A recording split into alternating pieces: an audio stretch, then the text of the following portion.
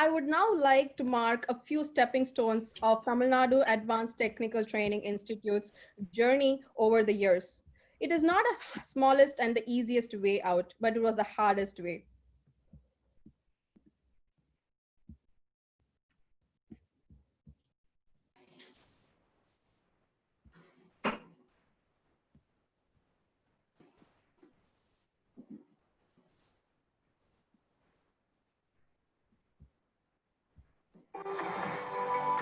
"35 years of excellence in education, one step ahead in the race to success.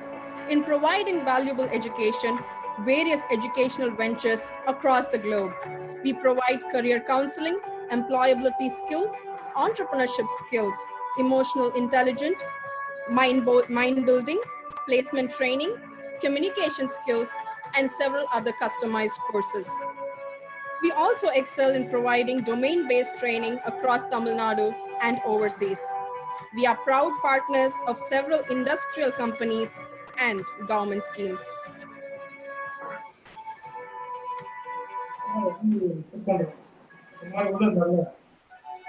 At Tatti, we do not compromise on the quality of education provided.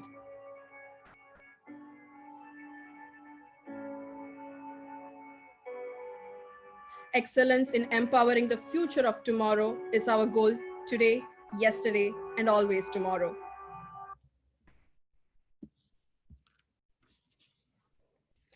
I would now like to invite Mr. Joshua Gerard, Chief Operating Officer, Tamil Nadu Advanced Technical Training Institute, to address the evening. A warm greetings to everyone gathered virtually this evening. I take this opportunity to mark the next milestone, the journey of Tatti, Global Summit 2020, Unlocking the Lockdown. It took us almost a month of hard work and preparation to come to this moment, gathering speakers from various forms of life, reaching out to all our esteemed colleges and partners. Our beloved students have been a wonderful process over the last few weeks. The aim of the summit is to make everyone aware about the future lying ahead of us, either living with the pandemic or post-pandemic, in terms of career building, what to study for a better future, what are the opportunities that are available to us, how to stay motivated, understand the economy, and learn to shape ourselves for a better future, irrespective of being worried. At Tatti, we believe that every life matters, and to enrich everyone's life through education will always be the vision and mission of Tatti. And this is one such venture. Every new beginning needs a beautiful inauguration. And when that is done by one of the powerful, eminent leader, my mentor, well-wisher, and visionary for the tomorrow, a very important person who has been in all major milestones, I take all the privilege to invite Shri.Karti Chidambaram, Member of Parliament, Sivagangai, Tamil Nadu, who has completed his Bachelor's of Business Administration from the University of Texas at Austin, USA, Bachelor's of Law from Cambridge University, UK, and one of the most eminent leaders in India to inaugurate the Global Summit 2020.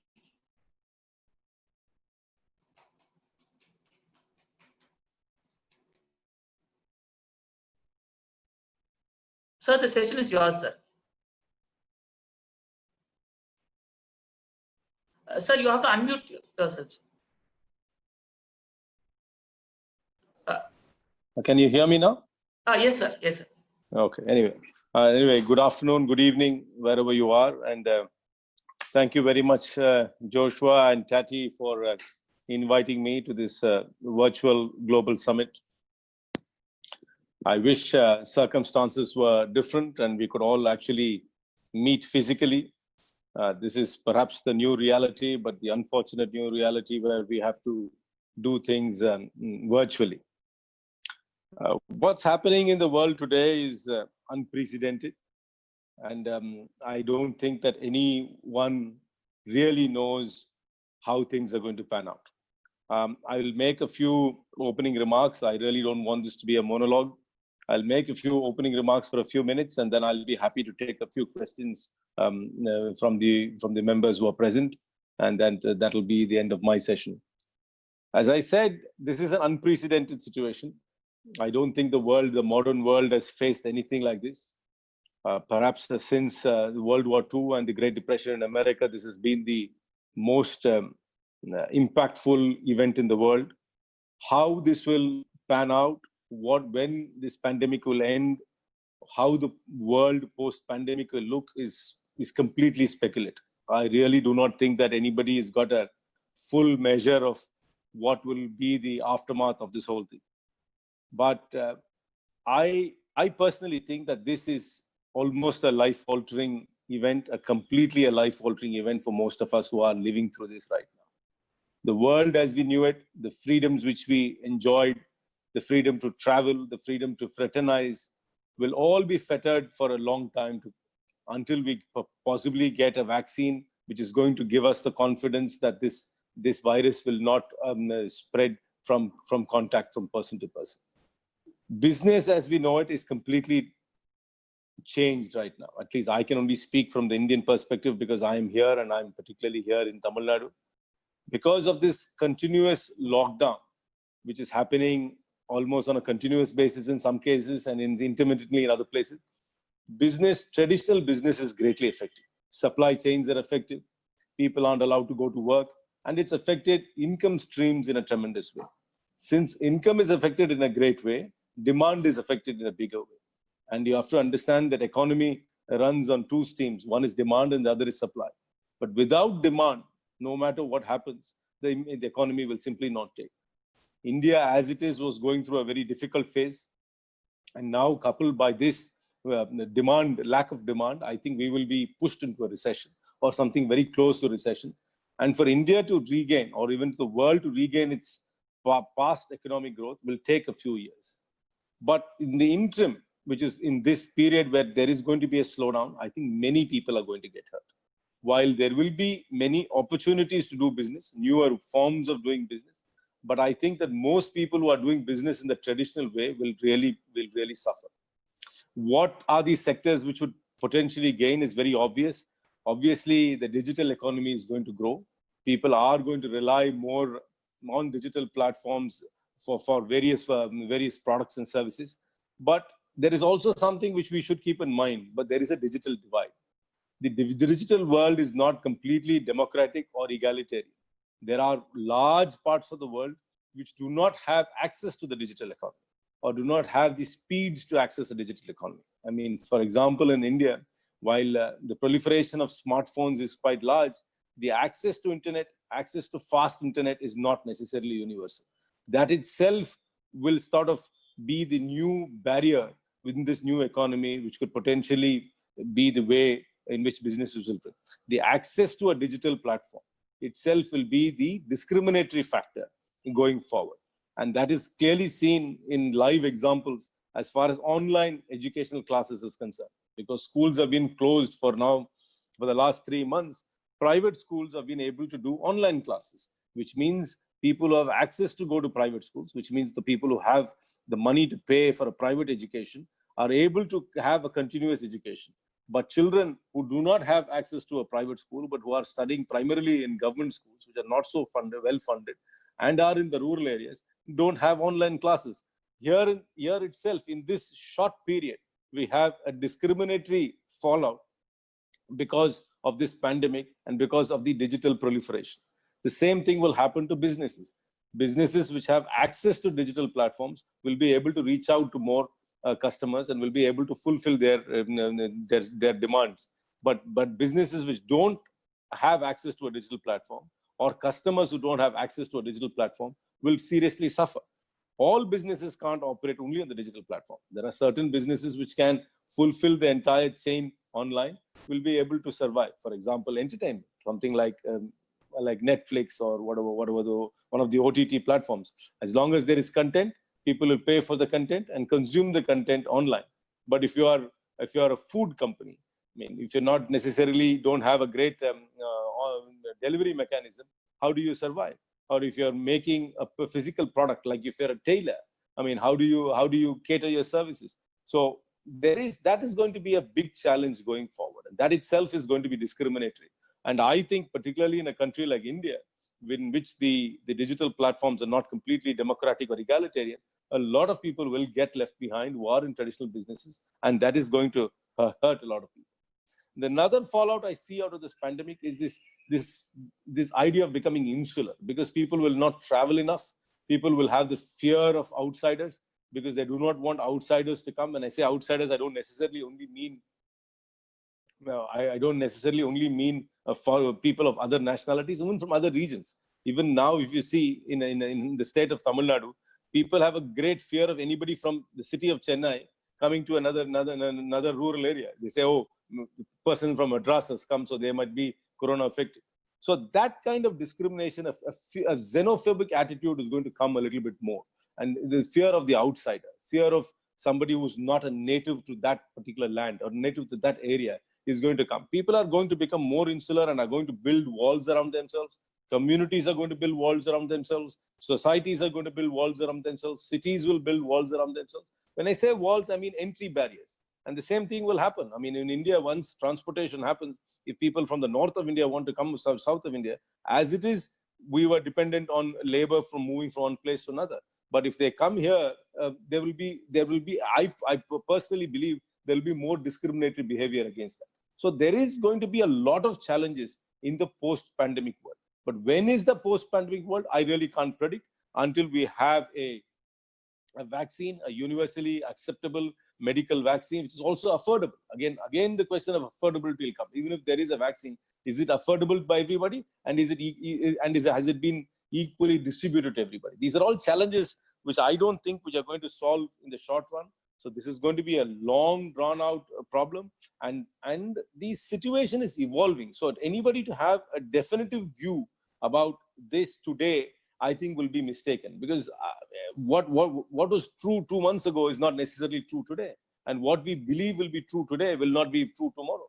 I mean, the whole idea of travel. I mean, I was an avid traveler. I traveled often, but that's simply not going to be possible. I mean, people taking short business trips. If you're going to have quarantine rules in another country, people will stop making business trips. If people are not going to meet each other, if business is going to get affected. What is going to happen to the sporting business? What is going to happen to the large stadiums people have built? What is going to happen to movie theaters? Anything which has large gatherings, any business or event which has large gatherings, what's going to happen? And I don't even know how politics is going to be functioning. I mean, are we going to have campaign rallies? Are we going to have large meetings? How are elections going to be conducted, particularly in a country like India, where we have elections ever so often, at least in some states or other? How are campaigns going to be conducted? So that's all a very, very complicated speculation, which I'm really not able to foresee how things will go on. So this is I think life as we know it is in a great flux. I think we should be nimble. We should be open to ideas. We should exchange ideas and find out best practices and operate with an open mind, rather than closing out and having definitive ideas of this is how it's going to be, because this is such a fast evolving and a tragic situation that I don't think that holding on to fixed ideas will take us anywhere. So these will be my opening remarks. I'll be happy to take a few questions if that will be of use to the audience here. First of all, thank you so much, sir, for gracing this evening. We have got a few questions from our participants. Our first question is that, sir, from Dr. Naveen. He has asked, are the Indian government providing necessary facilities for the new startups in terms of financial or in terms of other required facilities? I don't think the government of India, I don't really believe that government should be funding startups. I fundamentally do not believe that. I think startups should be funded through private enterprise, or the startups should go and raise their own capital or loans from banks. And then today's environment, if you're going to be applying for grants from the money from the government of India, that will be the most difficult and most bureaucratic process. In what will be the mechanism in which government will even evaluate and start funding startups? So I don't think the government of India is funding startups. Even if they have any idea of funding startups, I would seriously dissuade them from doing that, because I don't think the bureaucracy is even capable of evaluating a business risk in a startup. A startup is a completely different kind of a business, and I think startups should be allowed to go and raise money from whoever they want, and perhaps banks should give them loans. But I really don't believe government should be funding them at all. Right. Thank you, sir. We have another question from Harni. She has asked, how has the lifestyle of people in the rural affected by COVID-19, as the media only focuses about what is happening in the city and in the modern lifestyle? It has affected them too, because I represent a reasonably rural area in Parliament, and because of the lockdown and because of there is the shops are not open, so people are not able to sell their wares. The sandais, as they call them, the shanties, don't function. They're not able to sell their produces there, and because people don't come, because there's no public transport, there's labor doesn't come to the farms. Because if farm labor doesn't come, you can't harvest the crop. So it's affecting them as much as it is affecting us. And and there is no demand for products, because if there is no demand for products, businesses can't run. If businesses don't run, they can't pay salaries, and small eateries on the highways are shut. So it's affecting them a lot. I think the rural economy will be seriously affected. And the supply chain is not there. Where are the supply chains to take the produce from the rural areas, which is basically farm produce, and bringing them to the markets in the urban areas? That's not happening either, because there is a break in the supply chain. So it's affecting their lives tremendously too. Thank you, sir. The next question is about COVID-19 and impact on the school and higher education, and how effective do you think going virtual classes is? Do you think we are compromising on the face-to-face learning, or you think the future will be bright, sir? No, I think that digital education is only a filler. It can't be a substitute. I really think that children need to fraternize with each other, need to go meet each other, and need to go to school. As it is, I have a problem with the way education is, even in physical schools now. And worse, if children don't meet each other, what kind of social contact will they have? You can't have children only being educated at home and learning things from their own virtual screens. First of all, as I said earlier in my opening remarks, this digital education itself is discriminatory right from the beginning. I'm not saying we should not have digital education, because you see, the digital platform is not available to everybody. It is only available to a certain section of people who have access to smartphones, and who have access to electricity, and who have access to internet connection. If you don't have all these things, you can't have a digital platform to educate. And government schools are not running virtual classes. It's only the private schools which are running virtual classes. So there itself, there is a divide right now. The government, there is no break for people studying in private schools, but there is a serious break in people who are studying in government schools.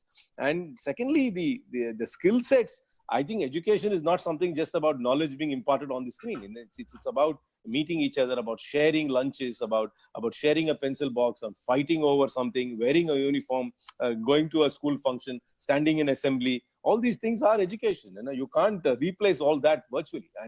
And as it is, I see children, because of the now the new trend, Hindu children go to Hindu schools, Christian children go to Christian schools, Muslim children go to Muslim schools. There's hardly any integration, and digital education will only further divide the people and not integrate them at all. So I'm not a big fan of digital education. I think a digital education can be an added facility. It could perhaps be something of a filler, but it's definitely not a replacement to a proper school.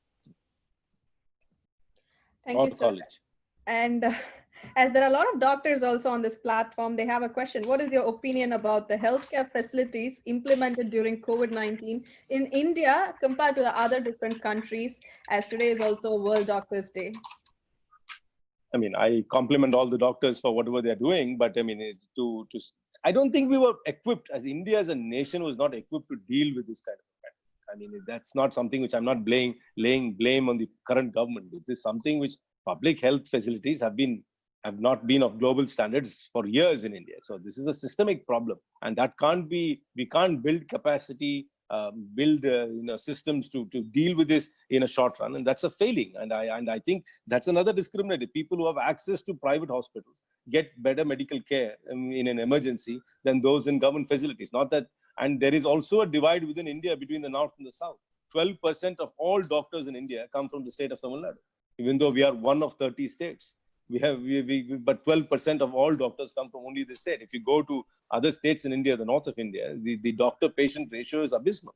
So we are in Tamil Nadu a little better off than most of the states, but the south is better off. But still, our health facilities are nowhere on par with Western facilities. I think we should have ideally built, if there are a lot of things we inherited from the British. If we actually wanted to take something good from the British, we should have actually built an NHS health model here, where right from the king to the commoner, everybody got the same health facilities and the same kind of treatment. And that's what we should have built. But I don't see a single person who's got any kind of wealth ever going to a government hospital. That is the tragedy of India. I mean, I am equally guilty of that. I mean, I don't go to a government hospital. I'm a public representative. I don't send my daughter to a government school. But this would be unthinkable in the Western world, technically speaking, in the European context. Everybody would go to a government health facility, and also most of them would go to a government school. But we don't.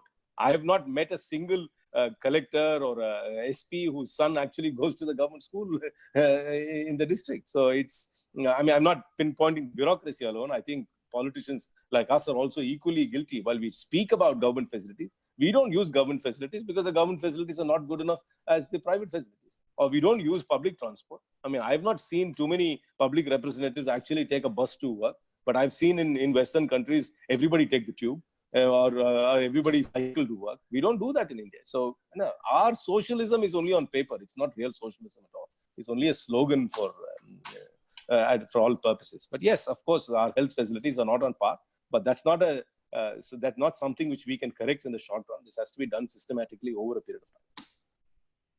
Thank you, sir. We have one question from Mr. Anto. Production was declined from 2019 to 2020 from the last fourth quarter. When the market opened post-lockdown, do we have enough supply to meet the demand, and how this is going to impact the Indian economy? Also, what will be the impact to economy we foresee due to the Indo-China recent incidents? See, I think demand itself is going to go down. I think demand will go down because people won't have enough money in their hands to spend. So while there might be a supply problem in some sectors, the bigger problem will be demand. There will be lack of demand in many sectors. There will be lack of demand for new flats. There will be a lack of demand for new cars. There will be a lack of demand for new scooters because people won't have money to go buy things. And also this pandemic has made people a lot more austere. And that will also be a little bit of habit forming. You know, even for me personally, I've looked at my own credit card bills. I mean, the last 3 months, I've hardly spent anything. I mean, that will, I think, will be human. This will be a pattern for many people. People will spend less because they'll have less to spend. So I think more than the supply problem, I think there'll be a demand problem. And so that will shrink the economy. I think, I mean, people are giving various estimates on how much the economy will shrink, but I definitely think the economy would possibly go to negative and probably go into a recession. And for us to come out of this will take at least 2 years. It will make systemic government intervention and into the market forces in order to build confidence and also to put money in the hands of people. As far as the China conflict is concerned, what I say would not be the norm. I think it's almost an unequal fight because the Chinese have, the economy is 12 times larger than us. It's not easy to take on China on the global platform. But what's happening in Ladakh, we must respond much more much more forcefully. But just by banning some Chinese apps is really not an appropriate response at all. So it's not even symbolic. It's almost comic in my opinion. So, thank you, sir. And one last question. Apart from being a member of the parliament, as a common man, what do you feel about this COVID-19 situation currently, and what do you expect as a future? It's very frustrating. I mean, it's life as I know it is not happening. I mean, and not only for me. I mean, I don't like being inactive for this long. I'm not able to go for a walk, which I did every day in the morning in the park. I'm not able to travel at will. I mean, I'm not able. I mean, even little pleasures of even eating out once in a while is not there. So this is very, very frustrating. This is not the way to live life. This is not the way. I'm 48 years old. This is not the way I have lived life, or anybody has lived life. So this is not something which anybody is cherishing. I mean, I am bored out of my wits with this inactivity. So it's and I don't like these virtual meetings. And I want to meet people in reality. I want to shake hands with people, you know. And I mean, I want to do things as I did before. So this is very frustrating. But I don't know how long it will take for things to become normal. I really don't know. And even if it becomes normal, what will that normal be? I don't really know. I really don't know. Thank you so much, sir, for sharing your knowledge, for all our questions patiently. Thank you. Thank you very much. Thank you. Thank you very much. Thank you very much, sir. On behalf of myself, my institute, and all the participants.